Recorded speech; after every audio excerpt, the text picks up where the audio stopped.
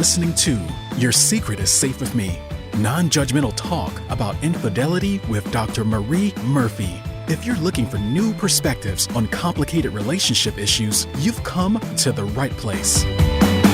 Days go by, they're crawling by. Hi everyone, I'm Dr. Marie Murphy. I'm a non-judgmental infidelity coach. If you are engaging in anything you think counts as infidelity, I can help you deal with your feelings, clarify what you want, and make decisions about what you're going to do. No shame, no blame, no judgments. Attempting to figure out how you want to handle your infidelity situation on your own can be like trying to swim through mud. So when you are ready for an expert to help you find relief and a clear path forward, let's get to work. There are two ways you can have me as your coach. We can work together one-on-one via Zoom, or you can enroll in my self-guided course, You're Not the Only One. To get started, go to my website, mariemurphyphd.com. The whole point of resolving your infidelity situation in a way that's truly right for you is to be able to live out your love life / sex life / relationship life in a way that you feel great about, and to be able to have enough bandwidth left over for the rest of your life too. Infidelity situations can be really exciting and great, but they can also be the source of a lot of difficulty and drama. So when you're ready to put the difficulty and drama behind you and get on with the business of living a life that you love, including a love life that you love, book yourself an introductory coaching session with me or enroll in my course and start making use of the powerful teachings and assignments it contains. Okay, people, today we are going to talk about going through the process of breaking up with someone and extricating yourself from a relationship with someone who is, to put it in the most simplistic terms, behaving very badly. Now, from the get-go, I want to make it really clear that I fully appreciate the fact that we're all capable of behaving pretty badly at times, myself included. And I also want to make it clear that I recognize and respect the humanity of all humans, even when they are doing things that we really don't like or consider completely unacceptable. I fully respect the fact that it is our suffering that fuels our worst behavior, and I have the utmost empathy for people who are in excruciating emotional pain and have no idea how the hell to deal with that, and thus end up acting on their pain in ways that end up creating a lot of trouble for themselves and others. So when I say very unnuanced things like people behaving badly, I want you to know that I'm using that language as shorthand. I don't believe that people do quote unquote bad things because they are fundamentally bad people. And if you've been listening to this podcast for a while, you know that I'm not even a fan of dualistic thinking. I don't even really believe in quote unquote good as an absolute thing and quote unquote bad as an absolute thing. But I do believe that we have the right and even the duty to decide what we're willing to put up with in life and what we aren't. We do this collectively by establishing laws and rules and systems for enforcing them. And we can do this individually by getting really clear on what we are and are not willing to tolerate.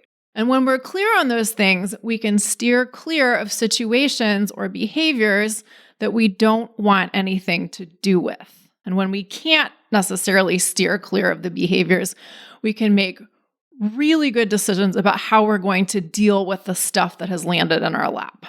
So keeping that in mind, it's important to acknowledge that for better or worse, some people have a really hard time when a relationship comes to an end, especially when the relationship comes to an end and they didn't choose for it to come to an end.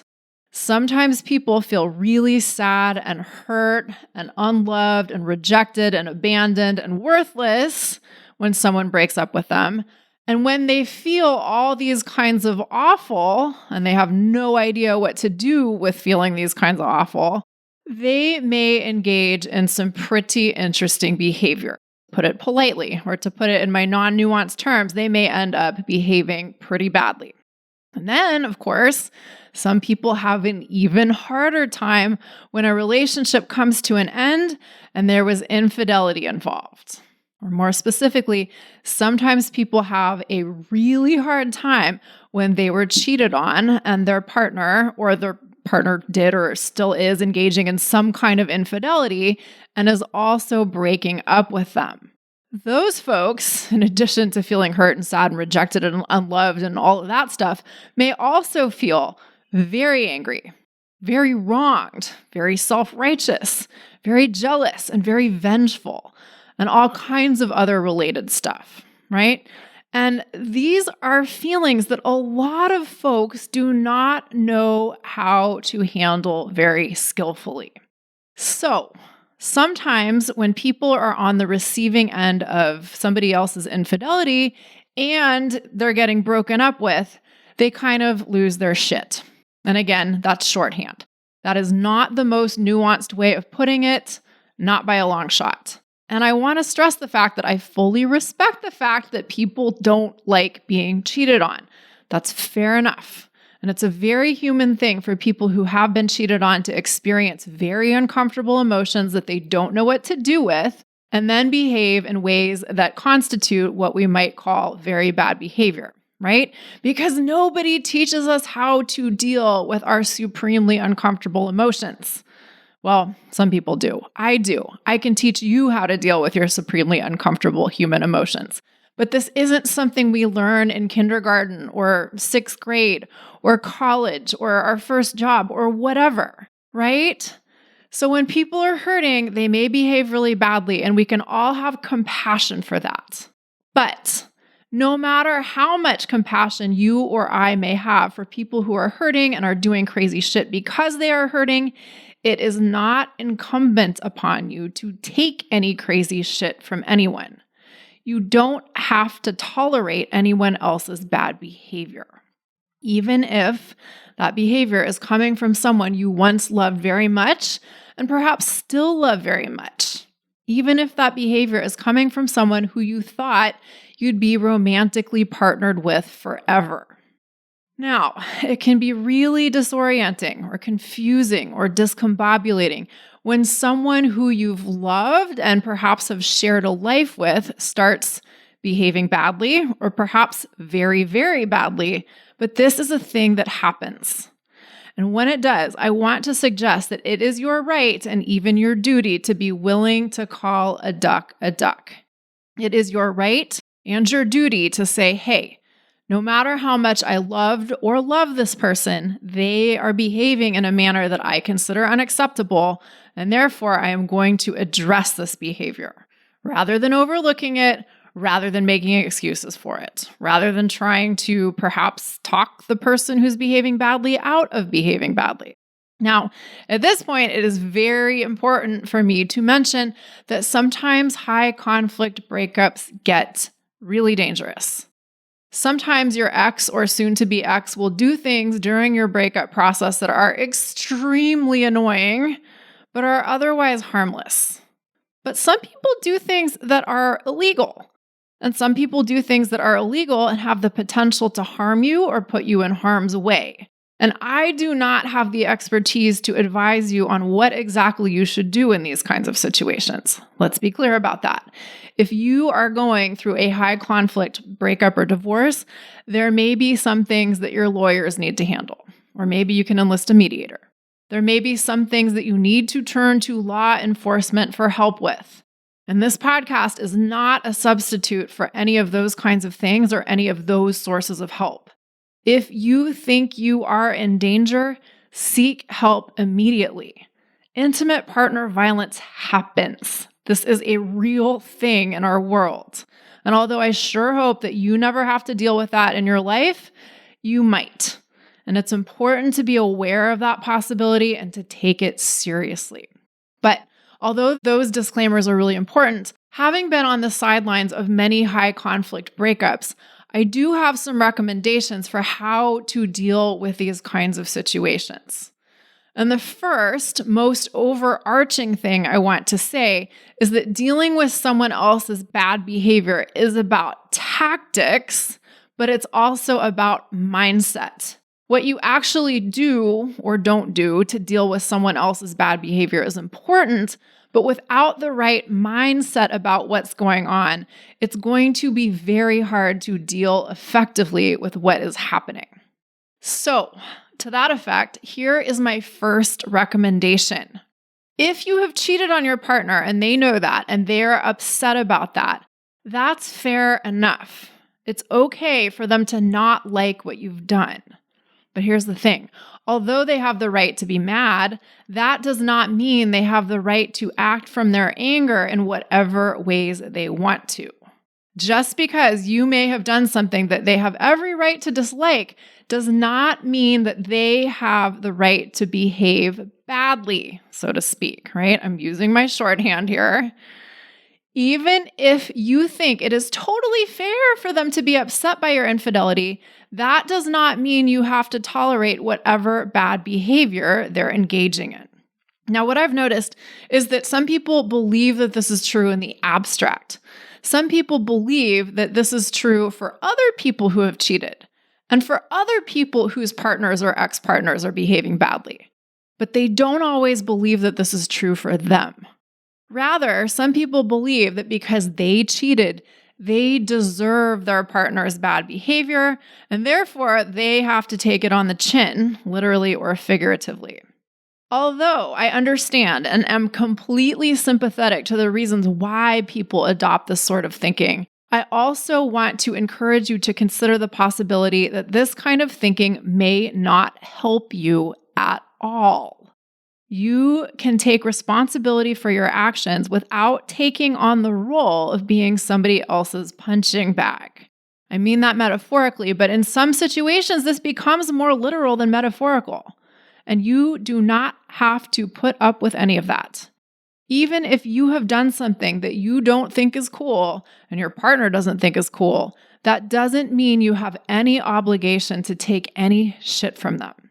This is so important. Two things can be true at once here. You can feel bad about cheating. You can not like it that you cheated, and you can understand why your partner or ex-partner is pissed that you cheated.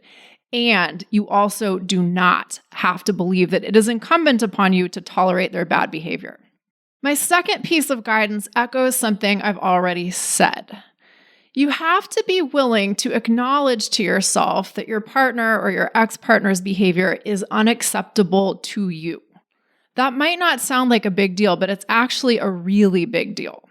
Sometimes people deal with behavior from their partner that they really don't like, but they come up with a million excuses for their partner's behavior and a million reasons why it's okay for them to put up with it. If you want to change a situation that you don't like, that way of thinking is not going to help you do it. You have to be able to say, this person did these things or is doing these things, and I don't like these behaviors. These behaviors are not acceptable to me, and I'm not going to tolerate any more of this. Some people really want someone else to tell them that their partner's behavior is unacceptable so that they can think that it's okay for them to think that it's unacceptable too. And on the one hand, that's fair enough, but this doesn't always work. Let's say someone is hitting you. Let's say you've cheated, you feel bad about it, and your soon-to-be ex-partner, or your hopefully soon-to-be ex-partner perhaps, is hitting you. I could easily find 10 people to tell you, hey, it's not okay for someone to hit you no matter what you did and no matter how hurt they are by your behavior. But if you don't believe that yourself, it doesn't matter what those 10 people think. It's fine to want support from other people. It's fine to want validation from other people. But at the end of the day, you have to be willing to say, this person who used to be my partner, or still is my partner, is doing this thing. And I don't want to be a part of this because this behavior is not acceptable to me. Nobody can do that part for you. Yes, it's lovely to have other people validate you and say things like, yes, I too think that your ex-partner's behavior is unacceptable. Fair enough, but nobody can make you decide that something that you do not like is unacceptable to you. You have to do that part for yourself. And when we're used to loving someone unconditionally, or at least loving someone a whole lot, it may be really hard for us to say, hey, wait a minute, I may love this person, but they are behaving in ways that I am not okay with. They are behaving in ways that are unacceptable to me, and I am going to respond accordingly. That can be a really hard switch to make. And it's fair for that to be a hard switch to make. But your current and future well-being may depend upon you making this switch in your thinking. Here's the third thing I want you to consider. Once your ex-partner has demonstrated a pattern of behavior that you consider unacceptable, it's time to stop thinking of that person as your teammate. The two of you may have been teammates for a long time, and you may still care about this person deeply. And you may hope that the two of you can have a great friendship someday or something like that. And who knows, maybe you can. But if someone is behaving in ways you consider unacceptable, your job right now is not to figure out how you're going to be friends with them in the future. It's not your job to figure out how to keep on being their teammate. They aren't being your teammate, so why are you trying to be theirs? Now, I know how a lot of people answer this question. A lot of people just can't fathom the idea of not being on the same team as someone they were in love with, or someone they were married to, or have parented children with. But this is a mental shift you may really want to make. Even if you stop thinking of your ex as a teammate, there may be things that you and your ex need to take care of together. You may need to navigate the process of getting divorced, and you may need to do some aspects of that together. You may need to figure out new arrangements for parenting your children, or taking care of other important humans, or caring for your pets. There may be other business that you need to attend to together, but that doesn't mean your ex has to be your teammate. You can work productively with your ex, or at least you can try to, without harboring the idea that you're on the same team. Fourth point, you can have compassion for your ex's suffering without tolerating their behavior or making excuses for their behavior. Yes, people are assholes because they suffer. Yes, it's fair for your ex to be upset if you cheated, and it's fair for you to have a certain amount of sympathy for their antics. But you can care that they're human, having a very human experience without putting up with whatever shit they are dishing out. Here's an analogy worth considering. Even if you know that the school bully is hurting a lot because both of their parents are dying of incurable diseases, that doesn't mean that you're okay with the bully beating up your kids and taking their lunch money. We can have the utmost compassion for the human who is suffering, and we can have compassion for why they are behaving the way they're behaving without condoning their behavior or acquiescing to it. If your kid is getting beaten up by the school bully, you're probably going to want to do something about that, even if you also respect the fact that the bully is in excruciating emotional pain, right? Fifth point, you need to start prioritizing your own interests. Nobody is going to do that for you. Nobody can do that for you. This might sound really obvious, but sometimes it isn't.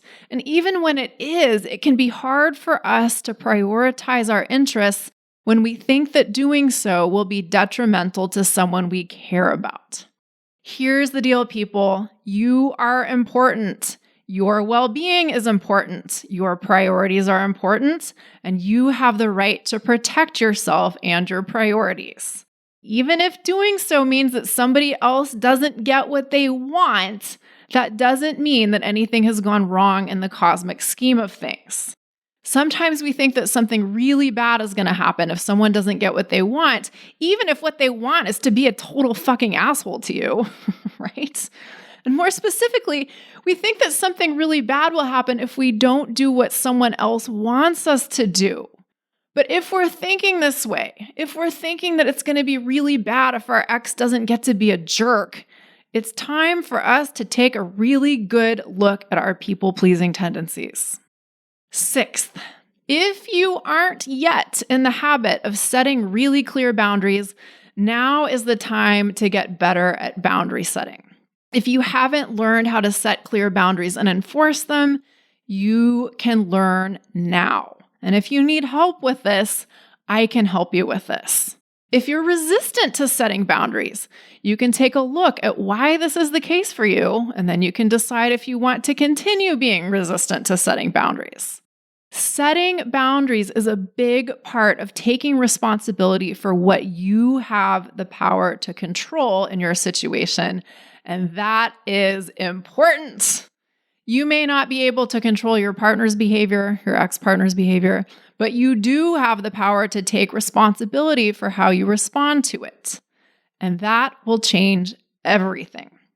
7th, figuring out how exactly to deal with your ex's bad behavior may be an epic exercise in innovation. You may have no prior experience with dealing with what your ex is currently doing. You may have no relevant experience for dealing with anything like what you're currently dealing with.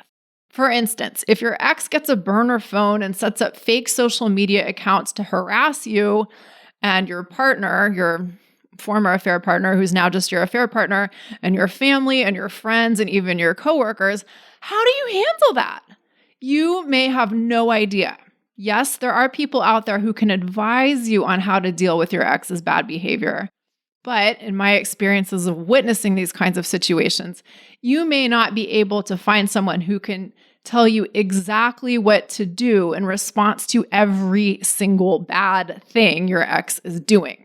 I think it's fair to say that there really aren't enough resources out there for people who are dealing with an ex who is behaving badly. But even if this is a major societal failing, it's something I urge you to be ruthlessly realistic about.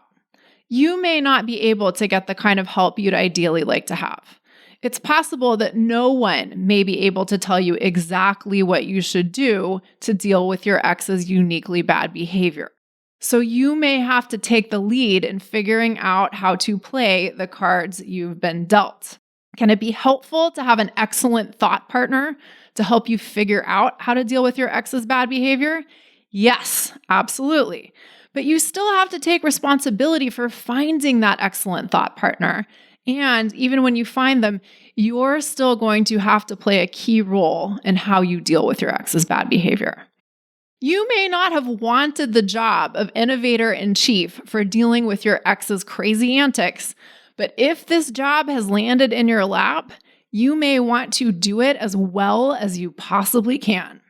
On a related note, you may need to be your own advocate to a greater extent than you might anticipate. You may need to ask for help 10 times when you think you should only have to ask once. You may have to hunt for the right kind of help for far longer than you think you should have to. Sometimes people kind of give up or completely give up when they don't get the help they need on their first or second or third try. Here's the deal, people. For better or worse, sometimes it takes a lot of work and advocating for our own needs to get the help we need. But if it is taking you a lot of time and effort to get the help you need, that is not an indication that you are not worthy of getting help. When people don't get the help they need as quickly as they'd like to, sometimes they kind of say, oh, well, maybe this is an indication that my problems aren't all that bad. Maybe I should just be able to deal with this myself. Not necessarily. If your ex is doing things that lead you to feel concerned about your safety, there may be some things that you can do on your own, but there may be other things that you really cannot do on your own.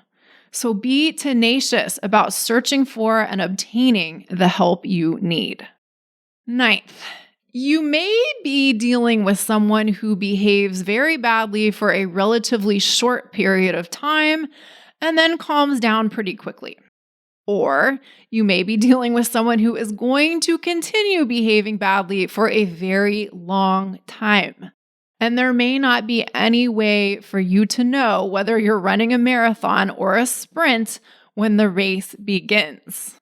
And that's kind of challenging, and it's okay for you to not like that at all. But you've got to recognize that this uncertainty is a feature of your situation and figure out how to deal with this. Taking good care of yourself is essential. Investing in supportive resources is super important.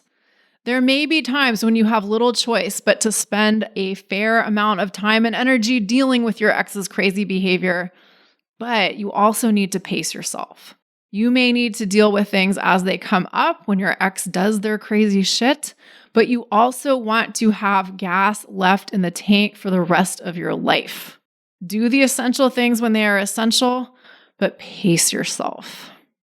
10th recommendation, be ruthlessly realistic about what's going on and take as much of the drama out of it as possible. If your ex-partner is behaving badly, then they're behaving badly, and that's just the deal, at least for right now.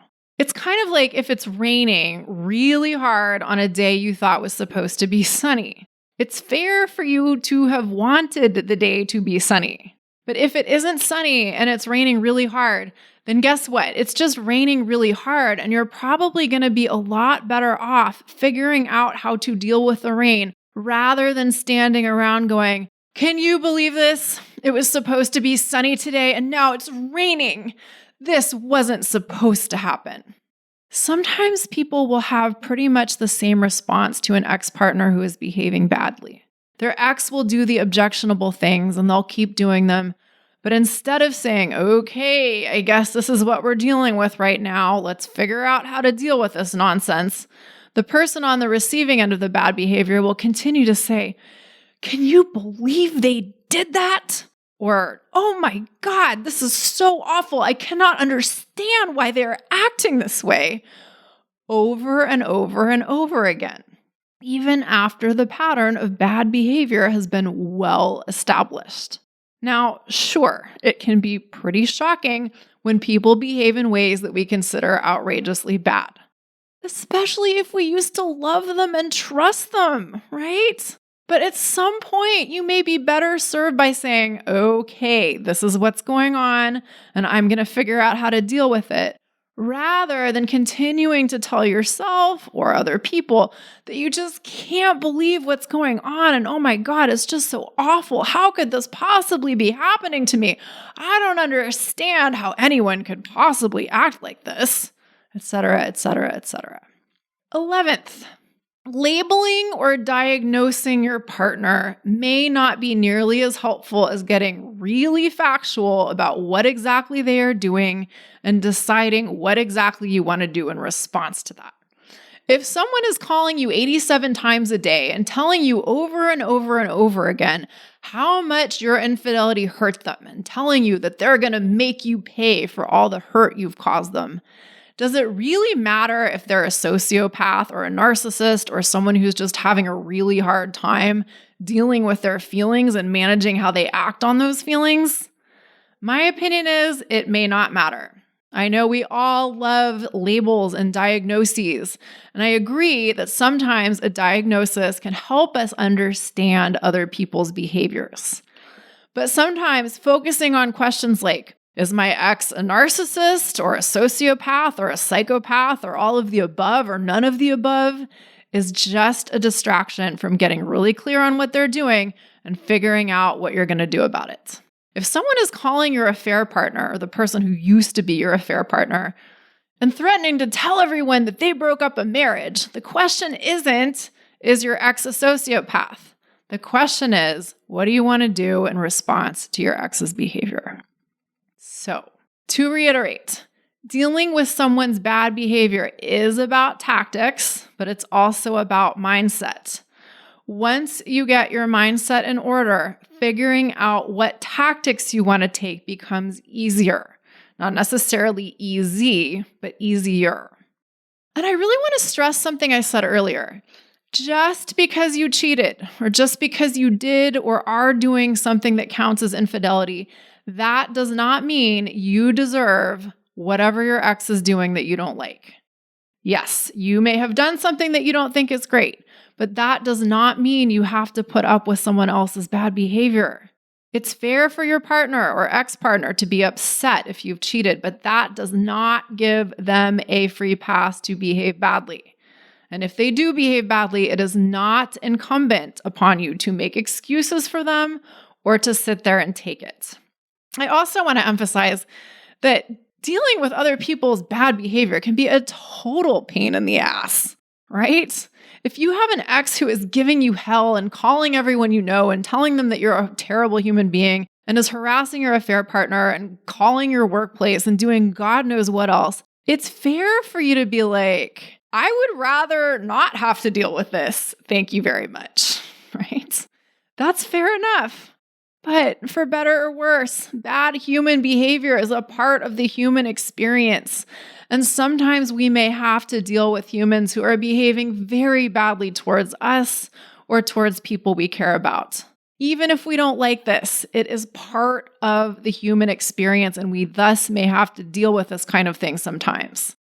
So the biggest favor we may be able to do for ourselves if we're dealing with another human's bad behavior is to get ruthlessly realistic about what's happening and then be willing to step up to the plate and deal with the circumstances at hand as best as we can. Whenever we're willing to deal with what life presents us with, instead of trying to avoid it, or instead of wishing things were otherwise, we win. So although it may not seem like it right now, dealing with your ex who is behaving badly is an opportunity for you to develop more courage and resilience. It's an opportunity for you to become more discerning and brave. It's an opportunity for you to get really clear on what it means for you to protect yourself and your own interests, and an opportunity for you to get better at advocating for yourself. And boundaries. Oh my God. Most of us don't even know what boundaries are. And that's a topic that I'm not going to delve into right now because it's a big one. But learning about boundaries and setting boundaries and enforcing boundaries is one of the greatest gifts we can give ourselves. So building all of these capacities within yourself might be very worthy of your time and energy, even if it's happening within the context of someone behaving pretty badly towards you. All right, everyone, that's where we're going to leave it for today. If you are ready to get help dealing with your infidelity situation in a way that you feel great about, let's work together. There are 2 ways you can have me as your coach. We can work together one-on-one via Zoom, or you can enroll in my self-guided course, You're Not the Only One. To get started, go to my website, mariemurphyphd.com. I can't wait to meet you. Thank you all so much for listening. Seize the day. Bye for now. Thanks for listening to Your Secret is Safe with Me with Dr. Marie Murphy. Make sure to click subscribe to get updates on our latest episodes.